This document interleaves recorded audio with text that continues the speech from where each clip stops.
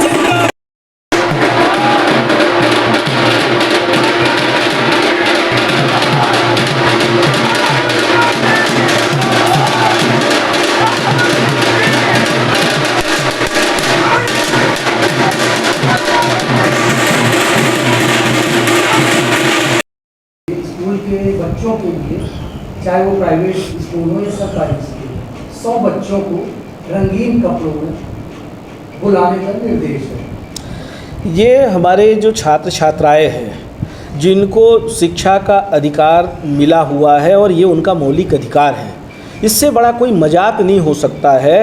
और सस्ती लोकप्रियता जिसकी हो गई है वर्तमान में, जब महिलाएं आती नहीं हैं, स्व सहायता समूह की महिलाएं, आंगनवाड़ी कार्यकर्ता, आपके आशा कार्यकर्ता, इनको सबको ज़बरदस्ती इनके कार्यक्रम में, इवेंट में शामिल होने के लिए मजबूर किया जाता है। दुर्भाग्य है कि जिन बच्चों को अच्छी शिक्षा मिलनी चाहिए, जिन बच्चों को स्कूल में रहना चाहिए, जिन बच्चों को अच्छे टीचर होने चाहिए, अच्छे आपका संसाधन होने चाहिए, भवन होना चाहिए, वो उस पर चिंता नहीं है। 2 दिन पहले हम शिक्षा मंत्री का बयान पढ़ रहे थे। शिक्षा मंत्री जी का बयान था कि हम सबसे पहले हमारी प्राथमिकता होगी, हम सीएम राइज पे ध्यान देंगे। क्या विभिन्न स्कूलों में पढ़ने वाले बच्चे वो अच्छी शिक्षा के हकदार नहीं हैं? इसके लिए कौन जिम्मेदार है? क्या प्रदेश के मुख्यमंत्री को सिर्फ नाटक नौटंकी करने के अलावा कोई फुर्सत मिली है? पूरी शिक्षा व्यवस्था चौपट कर दी। और इसका हम घोर निंदा करते हैं। अगर छात्र छात्राओं को भारतीय जनता पार्टी के कार्यक्रम में, ये कोई सरकारी कार्यक्रम नहीं है, भारतीय जनता पार्टी का कार्यक्रम है, और सरकारी कार्यक्रमों में भी छात्र छात्राओं को 15 अगस्त, 26 जनवरी के अलावा, या उनका एनुअल डे जो होता है, वार्षिकोत्सव होता है, उसके अलावा सब जगह प्रतिबंध रहता है। और इस तरह का जो तुगलकी आदेश मध्य प्रदेश सरकार ने, जिला शिक्षा अधिकारी या अन्य विभागों ने जो जारी किया, हम इसकी घोर निंदा करते हैं। छात्र छात्राओं से भी हम अपील करते हैं कि ऐसे कार्यक्रम से दूरी बनाइए और मामा से अच्छी शिक्षा की अपील करिए कि हमें अच्छे प्राध्यापक दीजिए, हमें अच्छे संसाधन दीजिए, और हमारे साथ इस तरह का व्यवहार मत करिए। जी आज शायद अगले महीने 1250 रुपये महिलाओं देने की बात कर रहे हैं। क्या लगता है आपको कि चुनाव आते आते इस तरीके से और भी बातें बढ़ी? देखिए, ये तो मुख्यमंत्री जी का इवेंट का प्रोग्राम चल रहा है, ये पूरी तरह से नाटक है, दिखावा है। जो व्यक्ति, जो सरकार 18 वर्षों में योजनाओं को व्यवस्थित नहीं कर पाए, उनको ये नहीं समझ में आया कि 18 वर्षों में भी हमें महिलाओं के लिए कोई इस तरह की योजना लागू करनी चाहिए थी। अब जब कांग्रेस पार्टी ने हिमाचल प्रदेश में, कर्नाटक में, राजस्थान में, छत्तीसगढ़ में सभी जगह जब ये योजनाएं लागू की, अभी कर्नाटक में जो चुनाव हुआ, हिमाचल में जो चुनाव हुआ, हमारे वचन पत्र में था नारी सम्मान योजना का, और वहाँ पे 2000 रुपये कर्नाटक में भी देना शुरू हो गया, हिमाचल में भी देना शुरू हो गया। तो जब कांग्रेस पार्टी ने मध्य प्रदेश में भी इसकी प्लानिंग की और जब सुगबुगाहट शुरू हुई तो इन्होंने जल्दबाजी में लाडली बहना योजना लॉन्च की। पर ये सिर्फ दिखावी योजना है। आप देखिए अभी बाकी सारी जगह जो है ना, इतना ये हज़ारों करोड़ का प्रावधान कर रहे हैं। सड़क बनती है, सड़क एक ही बारिश में पूरी तरह से ध्वस्त हो जाती है। पुल पुलिया जो है ना, आप देखिए क्या स्थिति है। राष्ट्रीय राजमार्ग सीधी सिंगरौली विगत 12 वर्षों से बन रहा है, और ये भी कमलनाथ जी जब प्रदेश में उनके पास ये मंत्रालय था, हमारे सीधी जिले का डेलीगेशन गया था, तब रीवा से सिंगरौली राष्ट्रीय राजमार्ग के लिए उन्होंने ये सैंक्शन किया था। दुर्भाग्य है कि रीवा से सीधी तो बड़ी मुश्किल में कई सालों में बना, पर सीधी से सिंगरौली अभी भी लोग परेशान हो रहे हैं। आए दिन रास्ता बाधित हो जाता है, किलोमीटर में लाइन लगती है, कई दिन तक बाधित रहता है। तो ये सारी चीज़ों पे, इन पे बात नहीं करेंगे। खुद गए थे ये भूमि पूजन करने के लिए मुख्यमंत्री जी, और कई बार भूमि पूजन भाजपा के नेताओं ने कर दिया। तो लाडली बहना जो इनकी योजना है, ये पूरी तरह से चुनावी योजना है। आज आप बताइए कि महंगाई कितनी ज़्यादा है। महंगाई से लोग सबसे ज़्यादा परेशान हैं।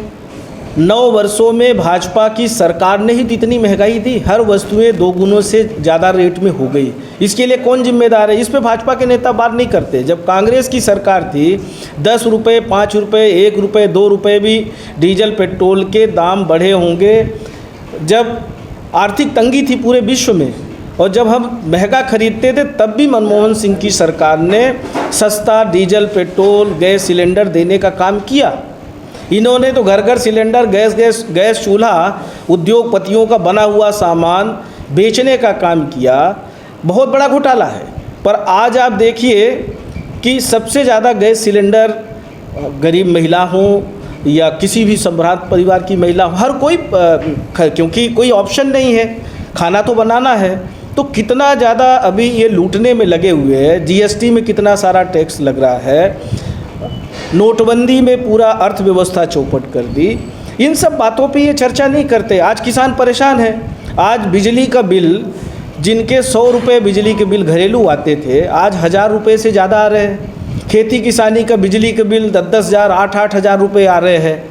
जब कांग्रेस पार्टी ने अभी 5-6 दिन पहले कमलनाथ जी ने उल्लेख किया वचन पत्र में कि हमारी सरकार बनेगी तो हम 5 हार्स पावर तक बिजली का बिल किसानों का फ्री में देंगे। जो टेम्परेरी कनेक्शन थ्रेशिंग के लिए किसान लेता है वो हम फ्री में देंगे। इनको क्यों नहीं समझ में आता? जब हमारी सरकार बनी थी तो हम लोगों ने 10 हार्स पावर तक बिजली का बिल किसानों का आधा करने का काम किया था। 100 रुपये 100 यूनिट बिजली देने का काम किया था। अभी हमारी सरकार बनेगी तो 100 यूनिट तक 1 भी रुपये नहीं लगेंगे। 100 यूनिट के ऊपर जब जाएगा तो 200 यूनिट तक आधा बिल आएगा। तो कांग्रेस सरकार, कांग्रेस पार्टी हमेशा गरीबों को ध्यान में रख के, किसान मजदूर को ध्यान में रख के योजनाएं बनाती है। ये उद्योगपतियों को ध्यान में रख के योजना बनाती है। किसान का अगर बिजली का बिल 10,000 भी अगर है, उसको नोटिस जारी हो गया लोक अदालत की, यहाँ तक कि वारंट जारी हो जाता है। कई लोग थाने में बिठा लिए जाते हैं, फिर जमानत कराते हैं, मजबूरी में कर्ज लेके बिजली का बिल अदा कर रहे हैं। कई ऐसे उदाहरण हैं। आज ट्रांसफार्मर्स गांव-गांव में जले हुए हैं, अघोषित बिजली कटौती चल रही है, मनमानी बिलिंग चल रही है। इस पर शिवराज सिंह जी से सवाल करेंगे तो इस पर जवाब नहीं देंगे। अभी तो सिर्फ एक ही गाना चल रहा है, लाडली बहना। और लाडली बहना का तो ठीक है, आज आंगनवाड़ी कार्यकर्ताओं को 3-3 महीने से पैसा नहीं गया। बहुत सारी संबल योजनाओं का पैसा नहीं जा रहा है, पंजीयन नहीं हो रहे हैं। संबल योजना का 2-2 साल से पैसा नहीं गया। क्या वो हमारी बहनें जो विधवा हो गई है, जो माताएं हमारी विधवा हो गई, क्या उनको संबल योजना का पैसा समय पे मिलने के लिए क्या उनकी उपयोगिता नहीं है? उसके लिए सरकार की जिम्मेदारी नहीं है? प्राकृतिक आपदा में अगर कोई नुकसान हुआ है उसके राशि नहीं जा रही है? 4-4 लाख रुपए पानी में डूबने से या अन्य किसी उसमें जो प्रावधान है, तो इन सब बातों पे सभी जगह का पैसा रोक के सिर्फ एक योजना में सिर्फ वोट लेने के लिए, पर हमारी माता बहन सारे लोगों ने बहुत अच्छे से समझ लिया है भारतीय जनता पार्टी की सरकार को। 1% इनकी किसी भी बातों में आने वाले नहीं हैं। कांग्रेस की सरकार बनाएंगे, नारी सम्मान योजना का भी लाभ लेंगे, 1500 रुपये खाते में आएगा, 500 रुपये में गैस सिलेंडर मिलेगा, बिजली का बिल भी माफ़ होगा।